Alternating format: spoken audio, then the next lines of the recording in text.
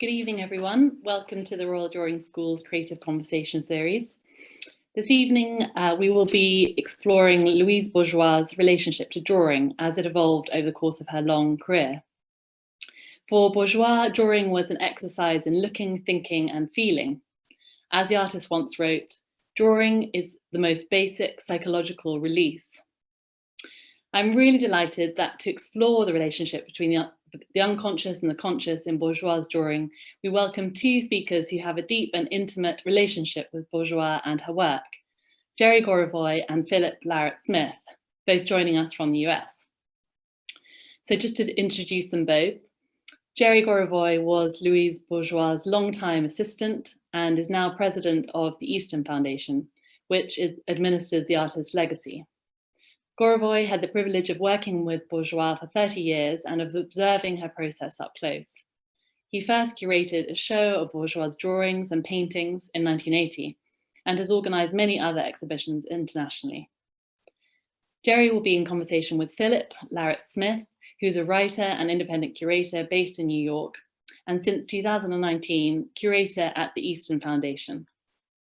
Most recently, he curated the exhibition Louise Bourgeois, Freud's Daughter at the Jewish Museum in New York, and he's currently preparing a publication on Bourgeois' psychoanalytic writings. So welcome to you both, and thank you so much for joining us.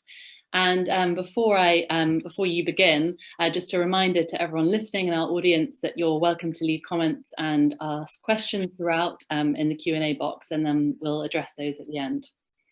So thank you and welcome both. Thank you. I think I will begin by asking Jerry to elaborate a little bit on the origin of drawing in Louise's life, how she first got into it, when did she first discover this facility for drawing? How did that come about, Jerry? Well, I don't know how many of you are familiar with Louise's background, but she was born in Paris in 1911 into a family of tapestry restorers. Father had a gallery, was a salesman, but the mother had a workshop. And the plan really was for Louise to continue the family business. And Louise was, as a young girl, judging by the diaries we have, she was very intelligent, very precocious, very sensitive, and she had this knack for drawing early on. I mean, on the screen now is a diary from 1923, and you see a little doodle of a girl standing on a couch. And so the idea was that Louise, with her drawing skills, and she did take drawing lessons as a young girl, was to help in the business by drawing in the missing parts of the tapestries. The tapestries that were coming to the family at a certain point had been damaged or had been cut up and needed to be reassembled and rewoven.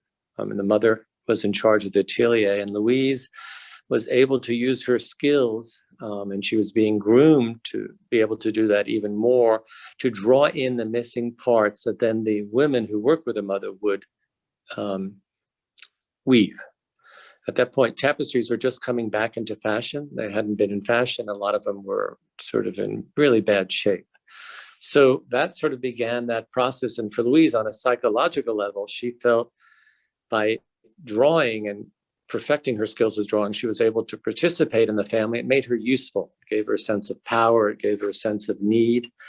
And it also, on a certain level, what I think was important is going back to the psychological implications, that she was starting with fragments. So the idea, most of the tapestries were fragments. So the idea of working with fragments, the idea of taking something that's damaged and the idea of restoring it and repairing it would become later part of her psychological mechanisms as she moved into art. So if we can go to the second image.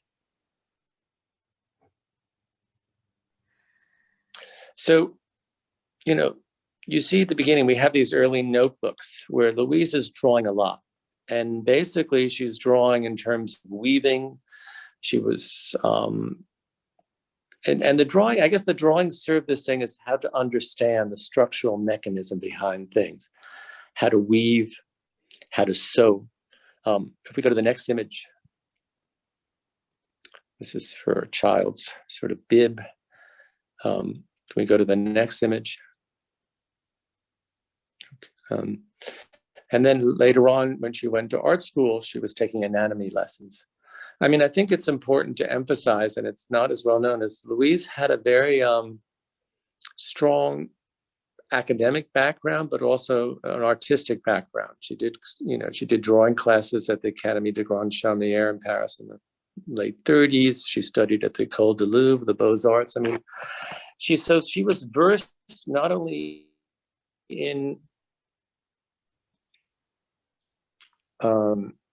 let's say the body and of history, but she was also interested in family's business, which was interested in the decorative arts. She also had an extreme knowledge of things. So she was curious how things are made. And I think early on, drawing did serve this thing. And I think it also is in her work. Even though, let's say, her work looks more eccentric, she's very interested in the structure of things, the internal, what's causing the body to behave this, and the psychological things later between conscious and unconscious, this sort of polarity. But early on, she was interested in using drawing as an exploration to understanding the world, understanding the objects, and it was important. Can we go to the next image? Louise loved portraiture. And she always liked to make portraits throughout her whole life. It's an aspect that's sort of lesser known about Louise, but here again, it's the internal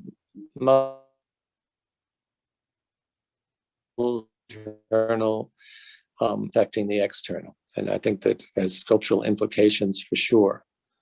Can we go to the next image? Mm. The next, yeah, okay. Let's look at which one. So here again, you just see in her notebooks, this continual exploration of the body, and she did plants. Let's go to the next image. I'm just trying to give you a full range. If you go to the next image, decorative arts studied in a way, and that had decoration in terms of pattern, repetition, how to repeat a motif in a way. And you see how drawing is really important for her understanding and the knowledge that she gained. So, and then I want to just, if we go to the next image, just going back to the next, I'm forward to the next image, sorry. Here again, the motif. Okay, so here she also took very academic drawing lessons. And I think, she felt this is where you're looking and you're observing and you're trying to capture the essence in a way. I mean, Louise was very skillful. I mean, I think it's, as I said, her academic training was quite rigorous. And I think as her art moved, away from this, there's no question that this strong foundation and fundamentals of drawing, of looking of internal structures of the world and of things affected really, her art to the very end. And as I said, I don't think people understood that even Louise's forms may look very eccentric. I mean, there is an underlying logic. And I think that it comes from this background of really drawing as an observation into understanding of things. Let me go to the next.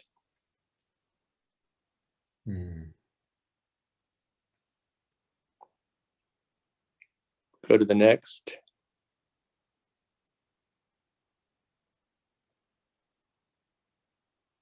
Okay. Okay, so this is a photograph by Versailles at the Académie de Grande Chaumière, where she's obviously copying from antiquity.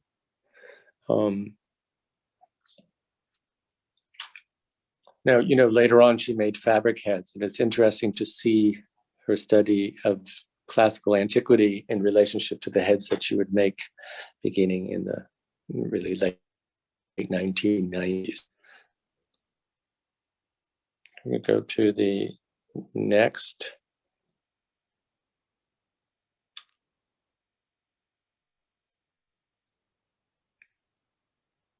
Next. So here's a self-portrait. Okay, and here she's already moving away from realism to a certain extent. I mean, it's not, it was a slowly moving away from this traditional sense of rendering or capturing reality to sort of imposing our own sense of reality. And this shift has to come from her psychological, really, state of mind. So to go back, so Louise was born in Paris into a tapestry restoration. Her father put pressure on her to continue the business. She didn't want to continue in the business. She opened up a little gallery within his tapestry thing, trying to sell art. There she met an American art historian who went in, and then they fell in love quickly, and she moved to 1938. She moved to New York. So obviously, basically, you know, Louise's academic works were all made in France, but all of what we would consider the mature work was made in America, even though she remained wholly French. I mean, the work that we know today that is sort of, as we know it, that is celebrated, really is made while she was in America. And I'm just going to show you a series of portraits to see a certain sort of back and forth. Can we go to the next?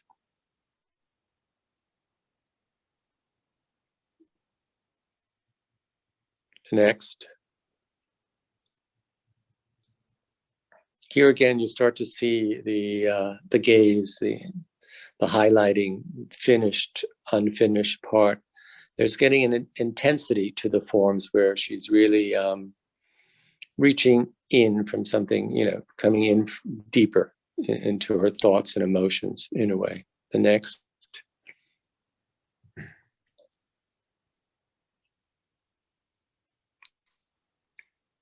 Self-portrait. She always, there's a sculptural element. You know, they're getting also the relationship between two-dimensional, three-dimensional we'll get a little bit later, but there is a sculpture that's sort of very much inspired by this, even though it's totally abstract. We go to the next. So, portrait of Robert. This is the reason why she came to America.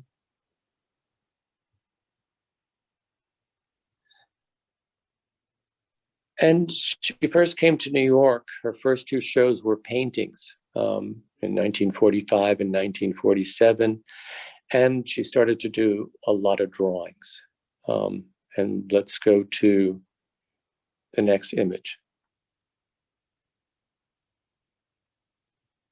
So here you have a marked shift where she is in New York.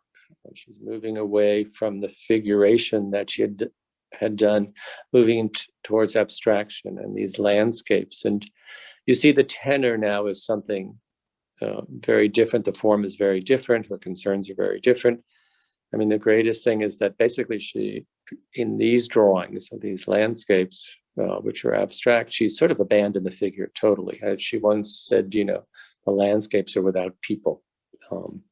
And this is also, here again, coming from her psychological state, because when she came here in 38, basically things became very difficult for her psychologically. She was struggling as a mother, as an artist, and as a wife, and she became depressed. And basically began psychoanalysis intensely in 1952. And maybe Phil, you could talk about that, this idea of the psychoanalysis and how that related to her artistic output in terms of writing versus drawing. Well, I think what you start to see in the drawings in the mid-40s is a shift from the observation, the close observation, which she'd studied at Le Grand Chaumier and other ateliers in Paris in the 1930s, the close observation of nature, natural forms, anatomies, all the kinds of things that we've been seeing in these more academic works from early on, towards inner reality. There's a pivot from the outside to the inside, but she retains this kind of descriptive power so that it isn't wholly one or the other. So this is a landscape, but it's almost a landscape of the interior that she's kind of propelled or projected out onto the page. And I think this, the biographical backstory is that at the time in the 1940s, as Jerry mentioned, she had two shows of painting in New York in 1946 and 1947. She made three shows of her personage sculptures in 49, 50, and 1953. One of the key themes of the work is isolation and abandonment. That Louise had this powerful fear of abandonment throughout her life, and the works are almost, they take their place in a kind of existential landscape, which I think corresponds to Louise's feelings of being a stranger in a strange land, of being in New York City, speaking a foreign language, although she spoke English quite well, of kind of, establishing, trying to reestablish herself socially and balance herself emotionally in this new situation.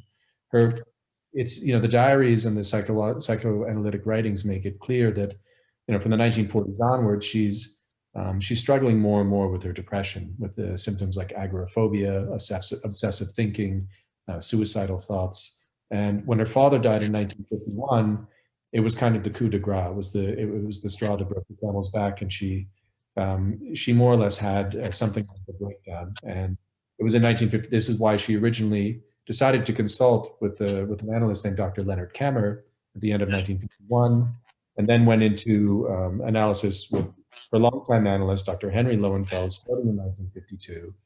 This is a relationship, a dynamic that she would continue until Lowenfeld's death in 1985. So let's go to the next image, please.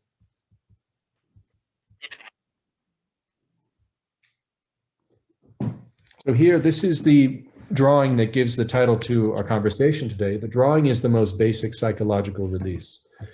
And then below it, she says, the modern artist is caught in a dilemma in that he considers art as a psychological release and at the same time wants to have an audience. I find this interesting because Louise, she was making notes for a symposium that she was participating in about the role of the artist in the modern world and in the post-war world. And in a way, Louise, as she so often does, seems to sum up the problem with the minimum of language. There is this tension between wanting to communicate with an audience, but at the same time wanting to fully express yourself and achieve a kind of discharge on a psychological and emotional level. And I think that the difference between the sculpture on the one hand and the drawing and Louise's drawing on the other is that the drawing has an immediacy and there's a feeling that she's working through things very quickly, that's often very intimate, but the mark making doesn't give her the full physical release that she achieved through making a sculpture. So when she made her early personage sculptures, she was often hacking away at pieces of wood. There was resistance from the material, and overcoming this resistance gave her satisfaction. At the same time that the action of carving was a symbolic acting out of her own feelings of aggression and hostility. So to make a sculpture was it was a much more involved, and I think on one level, exhausting and at the same time satisfying process for Louise, whereas to make a drawing was something, there was an immediacy to it that she liked, but it's as if she would almost have to make 100 drawings to achieve the same level of psychological release that she would achieve through a sculpture. Maybe we can go to the next drawing, please. So this is one of the loose sheets that Louise kept when she was in psychoanalysis, and as so often with Louise, the line between genre is something that's observed in the breach. She makes writings that are often very much like drawings. Her drawings often include linguistic elements, and this is a drawing that's about the sort of a positive return to feelings about her mother, and she's elaborated these clusters of breast-like forms, and also a figure that looks maternal, that has more than a usual share of breasts on the left. And it shows that there's again, this fluidity in Louise between the psychological release that she could achieve through drawing and the psychological release that she could achieve through writing. One of the things that I've been working on for the past decade, and the basis for the show that I've curated at the Jewish Museum, is Louise's relationship to psychoanalysis, and specifically this corpus of writing that we call the psychoanalytic writings. And these take place between 1951, 52, and 1967. That's the high tide of Louise's engagement with psychoanalysis. And they more or less take the place not only of her diaries, which she otherwise kept throughout her life, but also much of her art making. There's a period when we think that Louise stopped making art almost completely. And her engagement with psychoanalysis was all important to her, in that I think it allowed her to recover enough psychic stability to reemerge in the 1960s with a new body of work.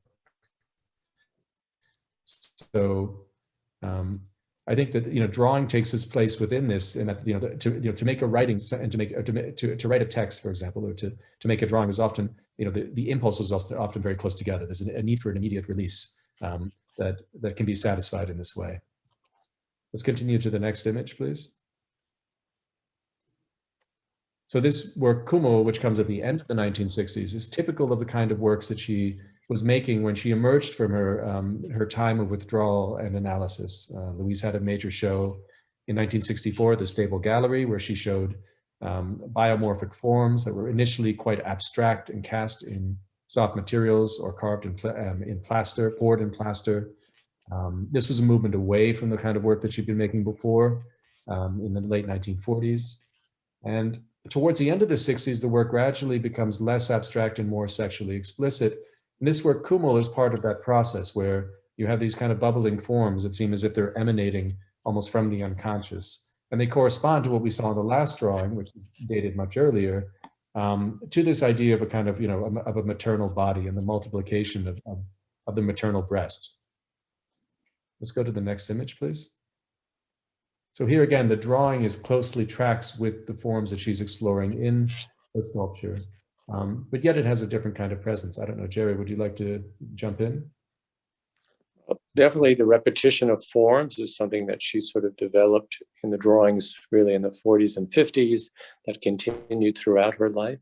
There's something about psychologically this, you always said, like, she has to keep repeating herself to make herself clear. It's an insistence on it. But on a formal level, I think it gives a sense of unity, of this idea of her wanting to be with other people, the idea that these clusters on one hand, though they're abstract, but there's the idea of being together, that people are close together, people are nestling together, people are growing together. I mean, it's a much more positive sense of community almost. I mean, this was made also, the Vietnam War. I mean, there are lots of things that tie into this kind of imagery in a way.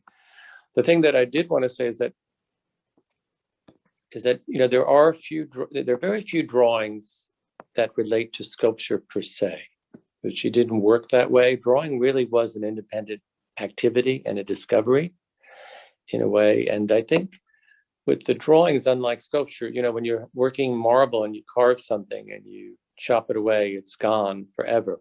I mean, so whereas drawings, there is this give and take. You could not so much erase, but you just could begin the effort to start over again is much easier. And I think that process, in a way, of the drawings and what the drawings have this immediacy is because of that spontaneous thing. And there are other drawings, even with the sculpture, which I think what unites them is Louise, in a way, didn't know what the final form would look like, really in two-dimensional, three-dimensional. She once had this phrase, something at a destination. She knows she's going in the right direction, but she doesn't know where she's going. She has no idea how the final work of art will end up. It is a discovery to her as well. And she has maybe the essential motivation is clear when she begins, but she really doesn't know what the work is expressing a lot of times till the end and when it's totally done. Maybe we go to the next image. So this is, Phil, maybe you want to talk about this because it does relate to this idea of We made these blue drawing, or these kind of tightly clustered spiral drawings in 1986 that relate to, I mean, we don't class this as a psychoanalytic drawing or writing because it falls outside of the period, but it is nonetheless, like so much of Louise's writing, psychologically charged. And I think here you see that, again, there's this sort of, formally it's like a drawing, but obviously it's made out of text. And she's talking about black dots, about this idea of an absence or emptiness at the heart of things. So the idea of the void around which things are organized. At the same time, you see that she's running through and sort of interrogating herself. I could not cope. I tried, but I was too afraid.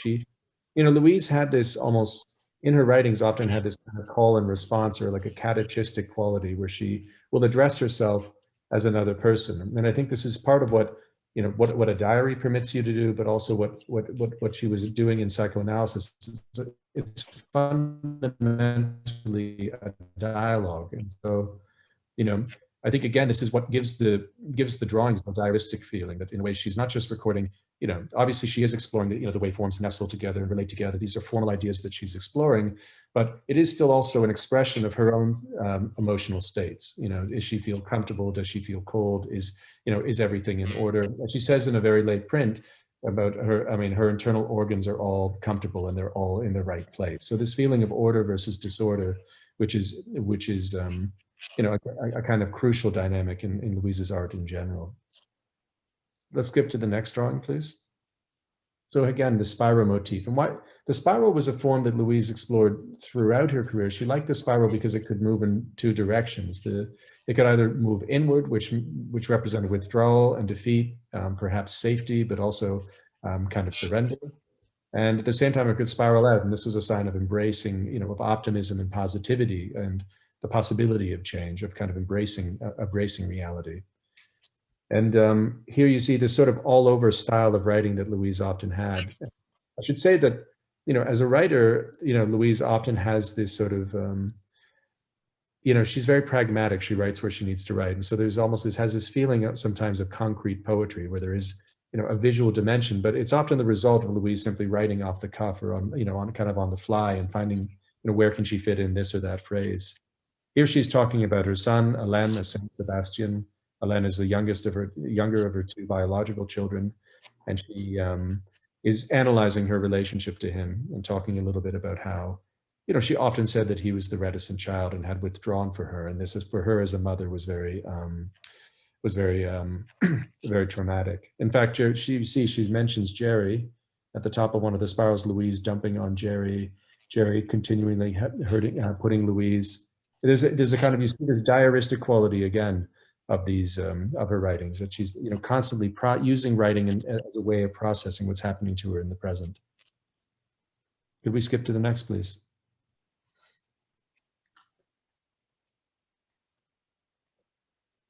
These, again, it's a beautiful kind of, there's always a sense for me with Louise's, with her landscapes and also her architectural forms, that she's projecting her inner psychic reality out onto the external reality. So there's the same time that she's introjecting the landscape and taking it into her body. So there's this kind of dialectical relationship between Louise on the inside and Louise on the outside. And even that dichotomy, or even that distinction, could seem like a false dichotomy, because in a way, I think the way that Louise perceived things and experienced the world, they were often, there really was no line between them. And could we skip to the next, please? So here again, you have almost the motif of the runaway girl. There's a woman with suitcases walking. Louise described herself as a runaway girl when she moved to New York in 1938. She made a painting on this motif, and it's the idea Louise had of sort of, she had to get away from her home in order to become an artist. She had to get away from her father in order to be able to realize her ambitions. But again, this sort of slightly diaristic quality. You see the stationery, some Centre Georges Pompidou. Louise has just gone in, and several different motifs kind of clustered together in an interesting way. And you also see Louise was, as Jerry said, extremely, even after she moved to the United States, she remained extremely French, and in her language as well. She would often shift between French or English, or sometimes write entirely in French, as in the present document. You can go on to the next.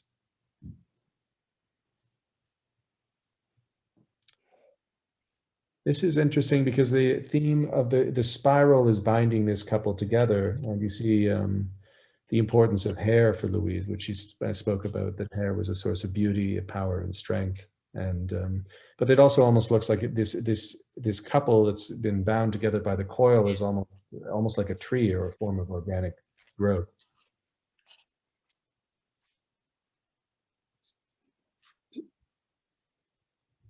Jerry, would you like to jump in? I think. Just the previous drawings you saw are all what we call the insomnia drawings. And it was a period where Louise was not sleeping and drawing during the night. I used to come to the house and go enter her brownstone, and the drawings would be thrown on the floor. When she finished the drawing, she would just throw them downstairs, and I gathered this group of over 200 drawings. And you see this different motifs come back, of the rain, of floods and water. And, at a certain point, Louise suffered insomnia her whole life. But in this case, she really put it to, let's say, a more productive use. It really helped her down and try to sleep. And she would, in certain nights, there'd be 4 drawings when I arrived in the morning. Other times there'd be 2. I mean, it was hard to tell how long. But once the insomnia broke, and she was able to sleep better, the series stopped. But it is this idea of when Louise makes a drawing, why would she make a drawing? I mean, we used to go to the studio, and she would start her day really drinking, basically tea, eating jelly out of the jar, getting like a sugar high, and she'd be raring to go. And so she'd like to, when we got to the studio, we would drive from Manhattan to a studio in Brooklyn at the time, and she would be raring to go, and she wanted to she had a lot of energy, and that's when she would tackle sculpture. Right after, then she would work on sculpture mostly, then we would have lunch, and then after that, maybe it was a combination of this intensity of the morning and the meal, she would slow down, almost like her energy level, she can deal with drawings. And I feel like all the drawings, really are like a polygraph, or a heart thing. I mean, they're so close to how she was feeling at the moment. I mean, she's able to transcribe onto the paper what I think is really how her body is feeling, and the capture the running thoughts at the time. I think it's sort of, but they're all, Louise said she doesn't, she always repeated this thing she'd invented, that happy people have no story. So most of the art, if she was happy, she probably wouldn't pick up a pencil or a chisel or work in plaster. I mean, I think she had to be in a certain state. And as Phil said before, there is something about the immediacy to the drawing, because with the sculptures, she would go back and forth. When she'd be working on a sculpture for a few weeks, it would go through many transformations, because the sculpture would have to adjust to her feelings at that particular, not that particular, but that particular moment. So if she was feeling aggressive, she would take a sculpture she'd been working on the other day, and she would just sort of smash it in half or divide it in 2 and do something quite radical. Whereas the drawings, as I say, is a much more quieter thing. And there's an immediacy, but there's a complexity to it. I mean, this particular drawing, it's this couple, like that she had this fear of abandonment, so the couple are being held together. On the right side, you see these are fasteners. Now she's looking at objects, because she was working with clothes at the same time. These are hooks, buttons, fasteners, the idea of keeping things together. And so you see her thinking between psychological state, her fear of abandonment, the idea of the couple and being twisted and held together, but also things in the real world. I mean, she had this way of, when Louise started to use objects in her world, it was the idea of that these objects had a symbolic value. There was like they were taken out of their context in a strange way and put together in this orchestration. So, I mean, it's just, as you see, I think the drawings really show how her mind is working. In a way that the sculptures don't, in a strange way. But as I said, it's all about failure. And let's go to the next image. So you see, this is a figure that's, basically injured. I mean, Louise identified with being psychologically frail, being damaged, being, not whole, very fragmented. Here again, it relates back to the tapestries of a fragment. But you see there's a little wooden sort of peg leg, which the figure is supporting with a crutch. And art, in a way, and drawing, in a way, was a crutch. It sort of may not be a cure, but it helps you to survive. And Louise felt that you have to survive it any way you can. So it's a precarious state, but there is this will to survive really at any cost, in a strange way. Let's go to the next image. Okay. So here, Louise started printmaking on fabric. As I said, in the mid-90s, she basically told me to go upstairs, bring all the clothes from the closet, and she started making sculpture out of clothes. But she also was using napkins and other things, and she basically had always been interested in printmaking, which is also very close to drawing in a way, because she was engraving into a plate early on in the 40s. But Here you see this figure, which is sort of eating a madeleine, and brings back this idea of memory, but it's also, it's hard to figure out what's going on in terms of the mouth and all that. But there's always this, the body is still very central, even when the forms are most abstract in a way, but there is this idea because memory was important to her. And I think drawings also, like the diary, was a way of her really, the diaries have a lot of quotidian things, very factual things of people, places, and things. And those things sort of congeal into the image, but in a different way. Were you going to say something, Phil? I was just going to say there's something about the strangeness with which she renders human anatomy, and often it's recognizably a body, but it's a body as you've never seen it. And I think this is again because of this relationship between inside and outside in Louise. And Louise often seems to give a kind of visual image or correlative of the body as it's experienced from within, not just the way that it's observed from without. And so this is maybe not the best example of that, but I think there is, as you said, there's something about the mouth and what's going on, the relationship of the parts to each other, that's expressionistic of this kind of dynamic. And I think, just more broadly about the use of fabrics was a mnemonic trigger. She was using fabric as a way of calling the past to her and of holding on to it forever by taking it, a fabric, a dress that she had worn or some other kind of form of clothing, cutting it up to make a sculpture. She is establishing that that this will live on forever, that her memories will not be lost. So it's sort of doubling down or reinforcing the importance and centrality of memory to Louise's art making. Let's go to the next image. These are these beautiful scratchboard landscapes that she made later on, and you see that she's, in a way, they obviously are, it shows how in Louise's work, it's not as if she finishes one phase and moves on to the next phase and then moves on to the next phase after that, and it's sort of over and done with. It's almost, Louise, as a student of mathematics at the Sorbonne, was interested in topology, and in topology, the way that things relate is not necessarily contiguous or chronological, but they still connect into a whole. And so here you see, the recurrence of this kind of, this way that she's registering a landscape is redolent. It's very similar to what she was drawing in the 1950s. And at the same time, it's, it shows a relation to, to her printmaking as well.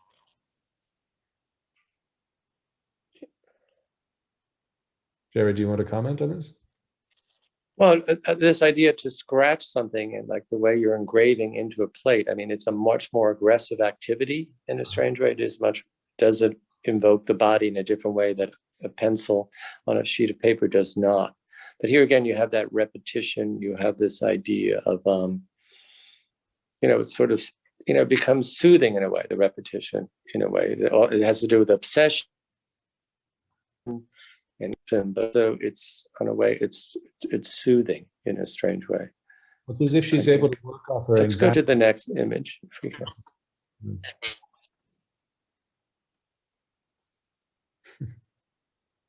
Okay. So these are drawings, late drawings, where she's working on sheets, and she's also repeating the mark making. They're double-sided and they're sweeps. And it has to do with also this, it represents a period of time where she would sit there. It's almost like knitting. She would go make the vertical lines and the horizontal lines, and it's like a weaving, but it is a repetition. It's also very calming. And, Louise is an anxious person. So these sort of repetitive kinds of ongoing, the compulsion to just keep repeating and to do was very soothing. And there again, sometimes it involved text, sometimes she would switch the imagery. But it is this, it represents, as I say, like a drawing may represent a moment, but a suite represents, a longer moment in a strange way. And to, be consistent in a strange way of capturing what's going on. Sometimes it's a few days. These series sometimes would take her a week to really do, but if she wasn't in that same mode, she wouldn't continue within the series. As I said, there, Louise sort of, everything is recalibrated to the moment. That would really determine her interaction with me, her interaction with people, what she was making, what she wanted to destroy. It's sort of, I've never met anyone who's so sensitive really to every little thing would cause such a chain reaction. And sometimes it was explosive without any explanation. But I mean, I think the drawings were in a strange way, which, you know, she drew in blocks. You know, we have drawings from the 40s and 50s, less in the late 60s when she was really doing a lot of writing in the psychoanalytic period. She came back to drawing again, really you get the feeling in the late 60s, and then not a lot of drawings in the decade of the 70s. And then she came back to drawing in the 80s. And then in the 90s, 2000, she was drawing a lot. That was drawing really became a really strong focus. And we have many beautiful suites in a way. And she kept experimenting with drawing too. I mean, Louise was not, it's funny because she made so many things that are repetitive. On the other hand, she'd like to experiment and move on. And she would, you know, like the way she did in sculpture, move to different materials. She would also move to different kinds of form. I mean, Louise, to me, what I find so amazing is her need to address her emotions, but also to find new ways to express what she's looking for. And I think drawing also, if you look at the drawings, you know, from the realism to the landscapes, to the figure, to the writings, I mean, she keeps changing to adjust, to accommodate to where she is at this moment in a way. It has to encounter the moment in the drawings. Oh, we can go to the next. I think okay,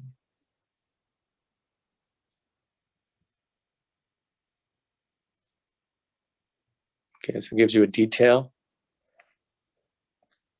Here again, this constant repetitive, where it's really the line quality where she's pressing down on the page, just giving this nuance and these sort of, they're rich. I mean, they're sort of like she's weaving together these sort of densities in a way corresponding to her state of mind or her moods. Go to the next. So then at a certain period, she started working with gouache, which she's going back to, you know, using a brush. And here again, she was interested in this idea of basically taking a form and sort of repeating it and looking at all the variations. So here she's starting with a wet sheet of paper, and then she's adding gouache. And at a certain point, the density of the water on the paper, which, you know, she didn't totally control, would determine how the bleed would come. And she would do a few, and then she would destroy many that didn't work out, too much water, and the image would sort of float off the page. But here again, she would repeat this form, and it's all very, you know, like, it's really, and I think this switch, the reason she made this switch, I think, is when she made closer this pivot to the mother. I mean, it's also, I mean, this imagery in particular is, you know, Louise is not, you know, Louise is in her 90s, you know, she doesn't want to be pregnant again. It really is about the idea of birth, either return to the womb or maybe her fears of death, but she's the child and she's remained a perpetual child. And I think that here again, that necessitated the change of the drawings that were made at this time that correspond to this body of work. And between the gouaches and drawings and all that, we're going back to the maternal figure. Phil, you want to talk about that pivot, maybe between the father and the mother? And could you switch to the next drawing? Right, so here you have a grid, and she would often make single sheets from the series, but then she would often you know, make a series. And as Jerry said earlier, I mean, a single drawing is a moment, but when you have them in the aggregate in a grid or a suite, it becomes a series of moments. It's a longer moment or a longer period of reflection. And in this case, the iconography is, you know, is that of, you know, really the cycles of life, of penetration, of insemination, of birth, and then of, you know, parenthood, motherhood. And it's as if Louise is creating in each of the sheets of this 9-sheet grid a kind of a snapshot of, you know, a certain way of looking at herself. You know, so there's a man and a woman. She has 5 elements around her neck, and the 5 for Louise always symbolizes the family because she was born into a family of 5, and then she had a family of 5 with her husband, Robert Goldwater.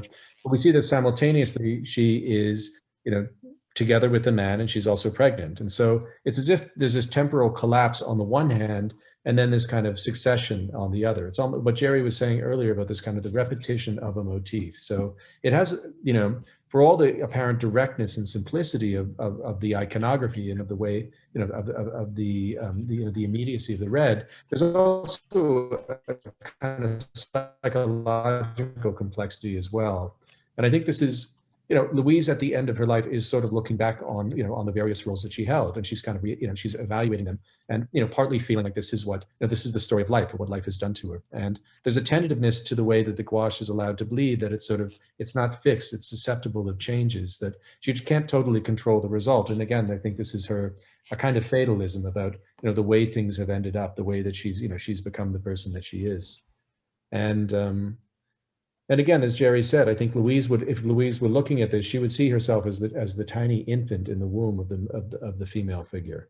And Louise was identifying with the infant because she felt that she needed to be taken care of. She was old, she was infirm, she was frail, she needed others to look after her.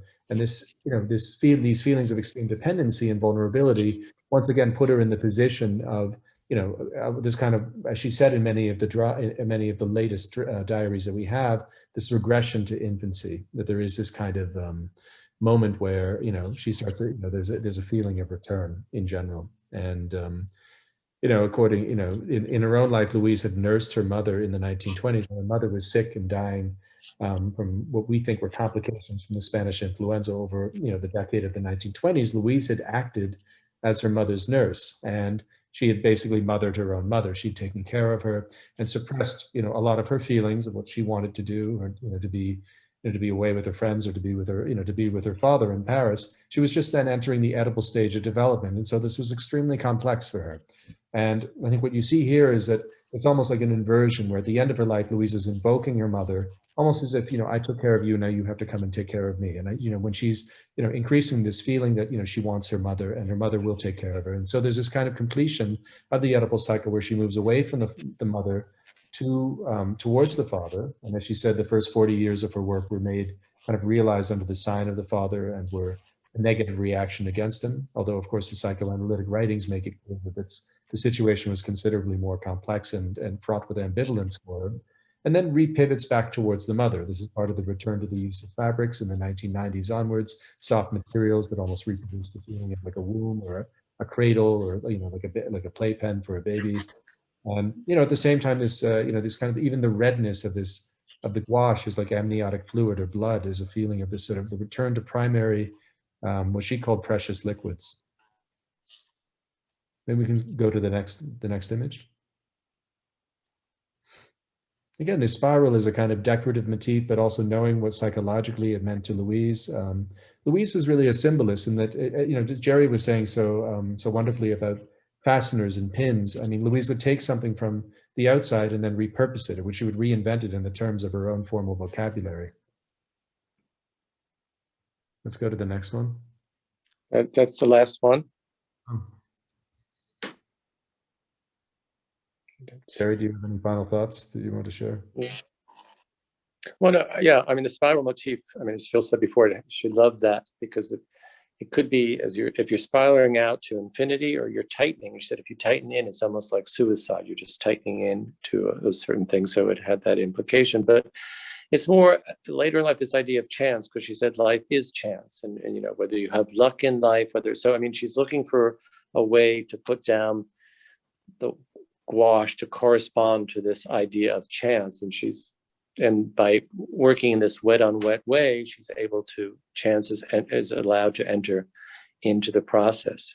And I think that, you know, when you look back at, as I said at the end, just sort of, you know, if you look at the range of the drawings, you really get a sense of what, you know, I think you have really an incredible insight to this, what I would call a very unique human being that I was privileged to share my life with. I mean, she has this way to really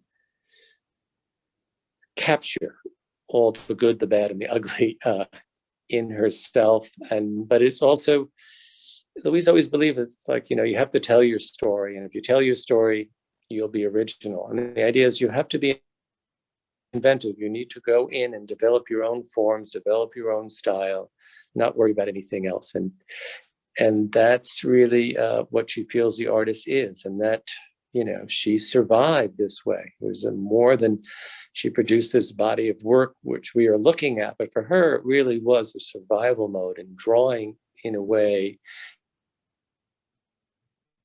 part of the G for.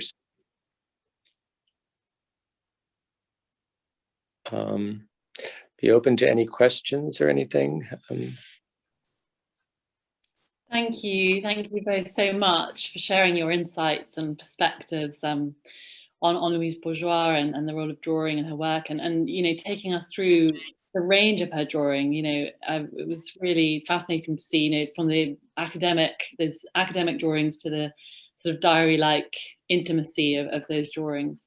I was really intrigued by your discussion of the sort of the blurred line really between writing and drawing, and really struck by those the spiral drawings. I think you described them as where you have that sort of circle or spiral form of words that seem almost sort of gathered in or chasing each other in this sort of spiral form, sort of locked in a kind of cycle. And they really recalled to me the French poet Apollinaire's calligram. And I was just wondering about Bourgeois' relationship to French poetry or French literature, and especially that sort of tradition of the visual verbal that you see in Apollinaire. You know, Louise was very well educated. She, you know, it was important for, I mean, her mother insisted that she get a proper education, and Louise's range of reference in the writings is simply extraordinary. It's a kind of education that, you know, most people don't get anymore. And so she was versed with La Fontaine, with Molière, with the classics, but also, you know, contemporary French literature. But I can't say that Apollinaire has, you know, crops up so much, but I see exactly what you're saying. And also with Mallarmé, which is feeling of, you know, somehow, there's almost sometimes like, I often feel, I come from a literary background, and I often think that it's almost like she's writing concrete poetry, because the visual dimension is so powerful, even though I know that for Louise, it probably was not even considered. It's simply this is the way that her mind works. And so, you know, her mind is, it's like with abstraction and figuration in Louise's work, it doesn't really do justice to it to say, oh, this is an abstract one and this is a figurative one. Her mind is moving in both directions at once. And it's just that sometimes the resulting form, you know, is one of those polarities is predominant, but they're always, I think, in dialogue. So. Thank you. Yes, that's really fascinating.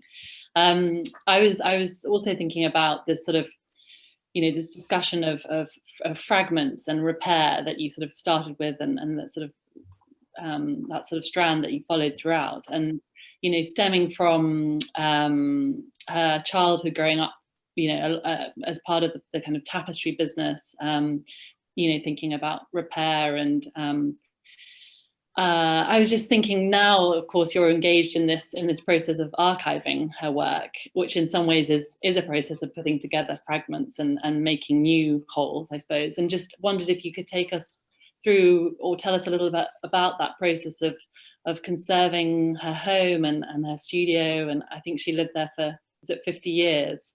So it must have become a sort of work of art in itself. And I don't know if it's open for visitors yet, but it'd be lovely to hear a little bit about that. Well, we were lucky, really. Louise had a studio in Brooklyn that she had to abandon because the city was tearing it down to build a convention center. So she abandoned the studio around 2006. And everything was moved out of the studio, which she had been in since 1980. We moved everything out of this, and it was a concrete industrial space was brought to another warehouse, mostly in New Jersey, because she lived in a brownstone, and she was working at home as well. And at a certain point, you know, Louise was getting older. She was working at home, and she didn't really need such a big studio, but it would have been a great place to show work and stuff like that. And I looked around, and I somehow nothing, you know, on the real estate front came. And then one day her neighbor came by, and we were able, who said, I'm moving, do you want to buy the house? So the foundation that she had set up was able to buy the building next door, which meant we could preserve her house. And the house is like a work of art. It is like one of her cells and stuff like that. But as we started combing the house, I mean, I always knew it because I had been there for 30 years, but you know, Louise, really things that were important to her, she saved. I mean, the amount of the archive is quite vast because she never threw anything out. I mean, so we have been over the years sort of trying to tackle different things and archiving everything. And we are discovering many things. I mean, the more biographical information we have, it's sort of, every little thing is a slight recalibration of what we thought we knew, and this changes this or relationship with this other person. It is an ongoing process in a way. We have her letters that she wrote to her father when she was here. We have her diaries from 1923 on. She wrote a lot. She wrote on the backs of drawings. I mean, we have a photo archive, we have a video and film archive. I mean, we're just really in the early phases, and we sort of run around depending on the project to figure out what it is we're trying to research. But it is an ongoing thing, and it does, it's all sort of, it's like each show of Louise. We're working on we have a number of exhibitions coming up, one at the Hayward in London on the fabric work. Jenny Holzer's curating a show on text of her work in Basel. We're doing something, and even Louise has shown a lot. There's it's such a complex and rich body of work that there's still so many facets that are unknown, and every exhibition hopefully recalibrates something, and it sort of makes you look back on the previous body of work, but you could also, it's a body of work, and like all the archive we have, everything is knitted together. It's very, you could proceed in one way. Is helpful to look at everything she did, like look at her artwork in a chronological, she lived here, she moved here, she did this, she met this, she made this, she did this.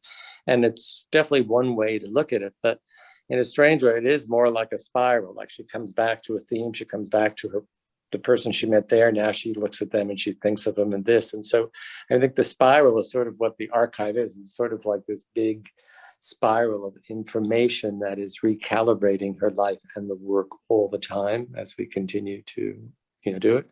We'll be scanning for eternity. There's a lot of, it's just enormous, and the books and all that. I mean, it's still a big unknown quantity in a strange way, but I think there again, her need to hold on to these things, like to hold on to her memories, to hold on to the facts, is really, there's something, when you see how she lived, you see what she produced, I mean, it's so raw and authentic in a stranger that everything, becomes, not to over fetishize something like that, but it's, everything really has its sort of, it's these little things that enrich really the understanding of her as a person and of what she produced. I mean, in the end, she always used to say, the artwork is more me than my physical presence. She felt like the artwork was really giving us insights into her. They didn't really need her and all that. But, and for many people, what's so amazing is that for all the intense autobiographical quality of the work, it's almost like she's gone so deep inside her, she's reached this, she's talking about the human condition or universal realm by going so deep into her own pathologies. She's come up with really universal truths. I mean, it sounds cliche, but it really is. I think that's what the work offers to the viewer. Thank you. I'm noticing lots of questions coming up from our audience, so I'm going to just try and group some of them together.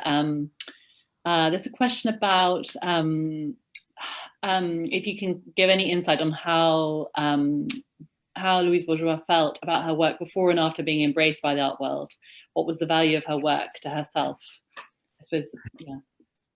Well, I think, Jerry, why don't you go ahead? No, go ahead. Go ahead. I was just. Okay, go ahead. I think she said in a strange way, her anonymity at the time, sort of way gave her a certain sense of freedom. She can do what she wants. As I said, Louise never went into a production mode. She never, to be honest, I mean, she really, she didn't go to all her shows. She didn't get involved with the installation. She didn't get involved with, she would meet the curator and all that, but it's something, she needed to work to survive, and that was her focus in a way. But so I think, her notoriety, I mean, she said, fame, is sexy. I mean, definitely. And I think it obviously gives them more opportunities. But I think it didn't change her. You know what I mean? It didn't, you know, she always said, oh, you know, chicken at a time. Financials changed by it. I'm not saying she didn't like it. I always think she made what she needed to make. And if someone liked it, she was happy. I mean, she always loved to, when someone would come to the house, you know, she loved people thought when they saw a show, or she wanted to know what they saw in the work. You know, she's, at a certain point, she was so into herself, you know, she liked other people's, the response to other people. She didn't really want to talk about herself. She wanted, so I think she was curious to see, you know, how the work communicated and what people saw in a strange way. Thank you. There's a question about, they'd love to know more about the collaboration with Tracy Emin, Do Not Abandon Me. What was Louise's impression of the collaboration?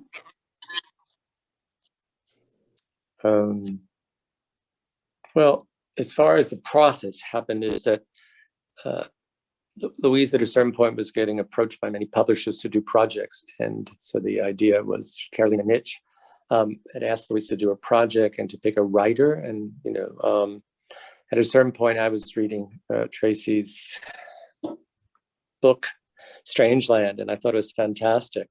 And so I proposed, why doesn't Tracy do something? And then we said, well, maybe they can do something, not Tracy writing or something, but Tracy on a visual level.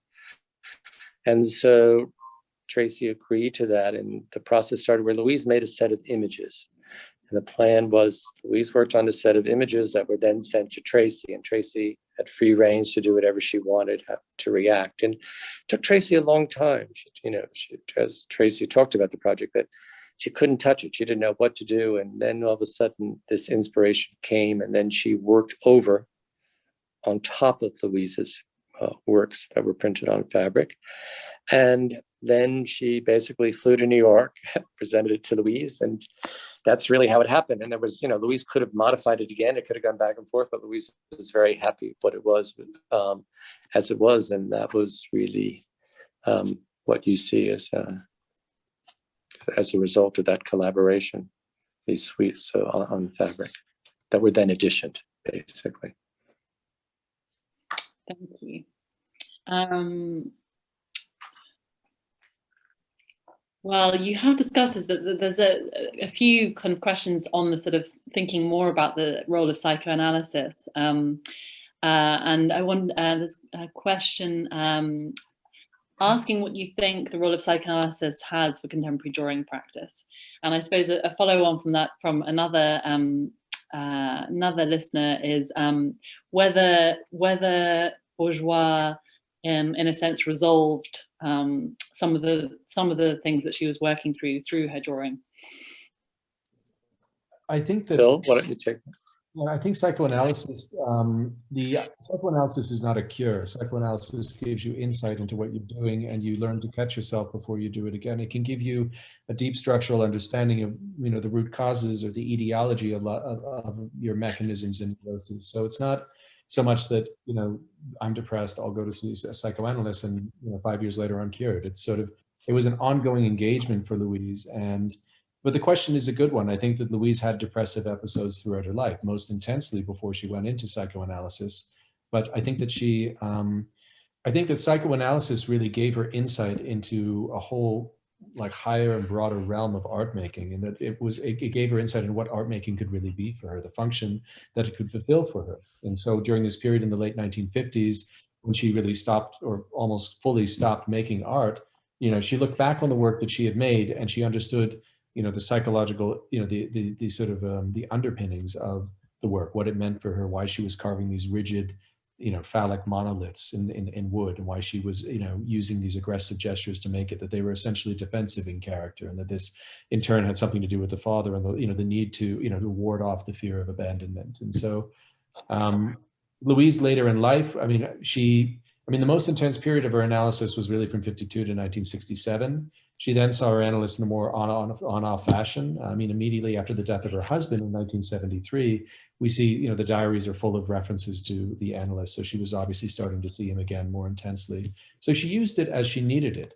Which is, I think, again, her relationship to art on one hand was highly pragmatic. Art was like the instrument Jerry said. It's like the crutch that enables you to survive. So she didn't fetishize psychoanalysis, and she often had some pretty choice words to say about people like Freud and Lacan and other analysts. She was very, she could be quite skeptical of psychoanalysis publicly, but she also felt that everyone should be analyzed. So in answer to the question of what, I mean, the role of psychoanalysis for contemporary drawing, I think, you know, the idea of, I mean, I'm not sure what, I think it would really vary from artist to artist, from, you know, even from drawing to drawing necessarily, but I think there is something about the way that Louise used it that would be interesting for, because I think Louise made a contribution of her own to the field of psychoanalysis through her art, but also through her writings. And that in turn might be the contribution that psychoanalysis makes to contemporary art drawing.